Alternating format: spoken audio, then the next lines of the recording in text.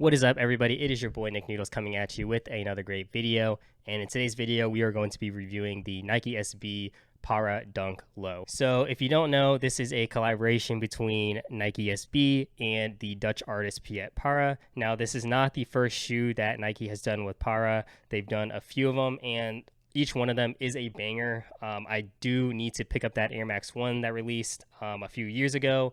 I have been eyeing that for some time, and I was prepared to pay resale for that this summer, but then this shoe came out, and I was prepared to pay resale for this shoe as well, but I got super lucky on the sneakers app. This is my first SB Dunk Low that I've hit for retail, and it feels really good because, you know, this is a shoe that costs around $115, and the resale is around, you know, $300 to $400 plus on every single Nike SB Dunk Low. So super grateful that I hit it for retail, and of all the SB Dunk Lows, it was the one that, you know, I was prepared to pay resale for.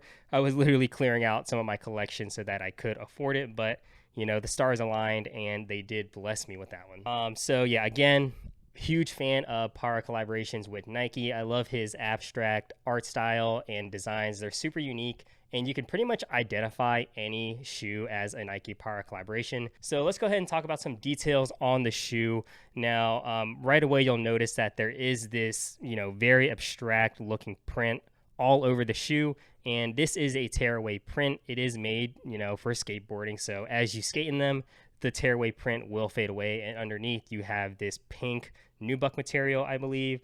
And to be honest, you know, I probably won't skate in these, as silly as it sounds. It is a SB shoe after all. For one, I can't even really skate. I know how to ollie and pop shove it.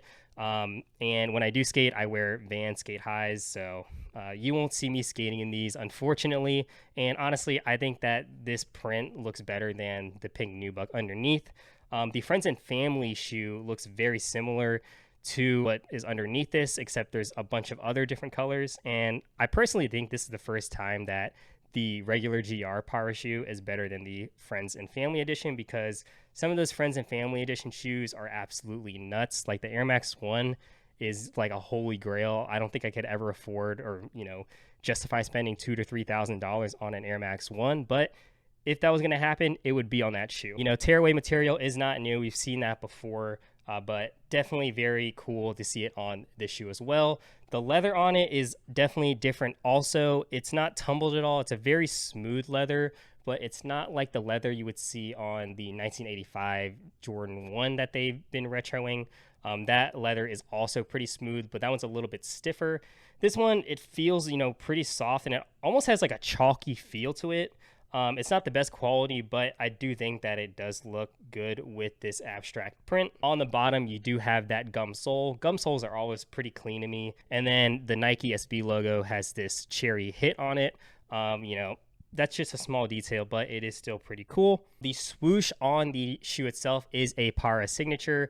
On the older SB Dunk Low that came out in 2019, I think, or 2018, I can't remember. That featured another smaller swoosh, but there were a few more of them. I do believe this is a Parra signature, and, you know, I like it. It's definitely different from other, you know, Nike shoes. We're used to seeing that swoosh wrap all the way to the back of the shoe. And again, this is just one of those ways where you can clearly identify a Parra Nike shoe. Towards the front, you have a very, very tiny embroidered Nike swoosh. You got to love the tiny Nike swooshes. I think they're always a very clean hit on Nike shoes. On the back, you have the standard Nike text that's embroidered. You see this on every single SB Dunk Low, as well as every Dunk Low, except on the other shoe, it has Parra signature, and that is also embroidered as well. The insoles have the same abstract pattern as the entire upper of the shoe, and it also has a air zoom unit, so it is going to be a little bit comfier than your standard Nike Dunk Low. Speaking of comfort, I would give these a 7 out of 10. It's definitely a little bit more comfier than other Nike shoes, but at the end of the day, it isn't Adidas Boost, it isn't a Hoka One One, it isn't a New Balance shoe. I definitely wouldn't recommend, you know, walking all day in them. This is more of a shoe that you wear for like an hour or two, but definitely, you know, not an all day type shoe unless, you know, you're willing to sacrifice some comfort for the flex. When I wear SB Dunk Lows, I like to wear them unlaced. This is just because they look really, really chunky, and I think it's best when you just open them all up and let them be chunky and not try to, you know, conform them to your foot. One thing that really helps wearing them unlaced is the tongue is super, super fat. So it, wraps around your foot nicely. It feels comfy on your foot. Also, if you didn't know, Nike SBs have this piece of elastic that attach the tongue to the base of the shoe.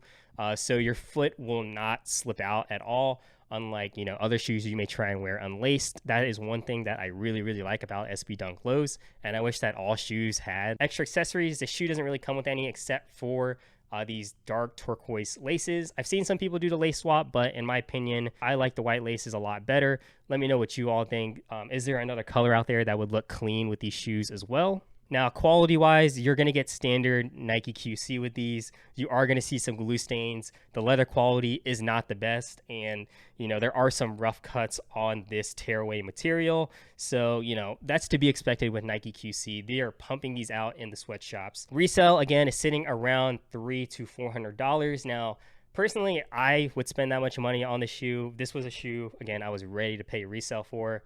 It is still a lot, though, for just one pair of shoes, so honestly, if you're not really feeling it, I would just wait for the next SB Dunk Low to try and hit for retail.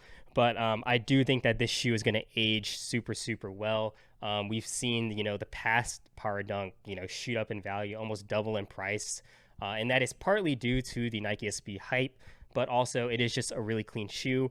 In my opinion, this one is better than the first one. So I could see this hitting, $600 or $700 several years from now. That wraps up this video. Let me know what you guys think of this dunk, one of my favorite shoes of the year. Also, let me know what you think of the new setup. I have changed some stuff in my apartment. So I hope you all enjoyed the video, and I'll see you on the next one.